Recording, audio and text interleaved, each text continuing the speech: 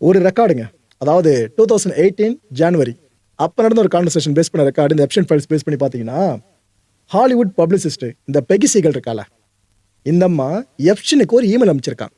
அதில் என்ன தெரியுமா மென்ஷன் பண்ணியிருக்காங்க? Dearest Jeffrey. நம்ம உலகமே துப்பிக்கிட்டு இருக்கு, ஆனால் டியரஸ்ட் ஜெஃப்ரின்னு மெயில் பண்ணியிருக்காங்க. ஸ்டாஃப்லாம் இன்னும் தூங்கிட்டு இருக்காங்களா?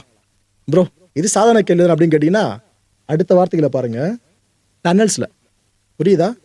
டன்னல்ஸில் எதுக்காக ஸ்டாஃப்லாம் தூங்கணும்? Okay right. அடுத்து என்ன கேட்குது அந்தம்மா?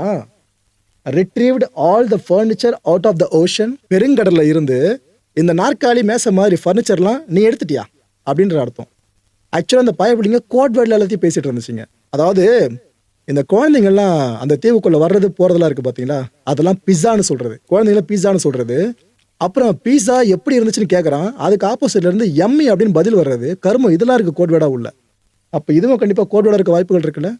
ஸோ டன்னலுக்குள்ளே ஏதோ ஒன்று போட்டு அதுக்கப்புறம் அங்கேருந்து எடுக்கிறது என்னதுன்னு தெரியல. இது டிட் யூ டேக் ஃபோட்டோஸ்? சாதாரணமாக டன்னல் சார்ந்த ஒரு விஷயம் நடக்குதுனாக்கா அங்கே எதுக்காக ஃபோட்டோ எடுக்கணும்? ஸோ இவங்க சொல்கிறத பார்த்தா உள்ளே வச்சு யாரையும் துன்புறுத்திருக்காங்களோ, இல்லைனா அங்கே மூச்சிறைக்க வச்சு மயக்கம் போட செஞ்சுருக்காங்களோ, என்ன கருமத்தை பண்ணி தொலைச்சதுன்னு தெரியல. இதெல்லாம் ஃபோட்டோஸ் எடுத்து ஒருத்தவங்க ரசிப்பாங்களா? சாடிஸ்டா. இதெல்லாம் நம்ம கோட்வேர்டில் புரிஞ்சுக்கிறதா இருந்தால் கருமம் அப்படி தான் வந்து நிற்குது.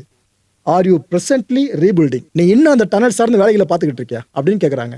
ஒரு டனலுக்கு 1000 முறை வேலை பார்ப்பாங்க. இவ்வளோ கேள்விகள் அந்த அம்மா கேட்டிருக்காங்களே, இதுதான் இந்த டனல் சார்ந்த குழப்பத்தை இன்னும் அதிகரிச்சிடுச்சு. இந்த டனலை பற்றி எவ்வளோ நாட்கள் வரைக்கும் பேசிட்டு இருந்திருக்கான் தெரியுமா?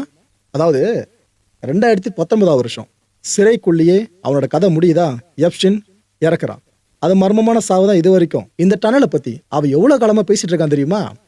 2019 வருஷம் இந்த டிராஃபிக்கிங் கேஸில் அவனை தூக்குறாங்க ஆஃபீஸர்ஸு.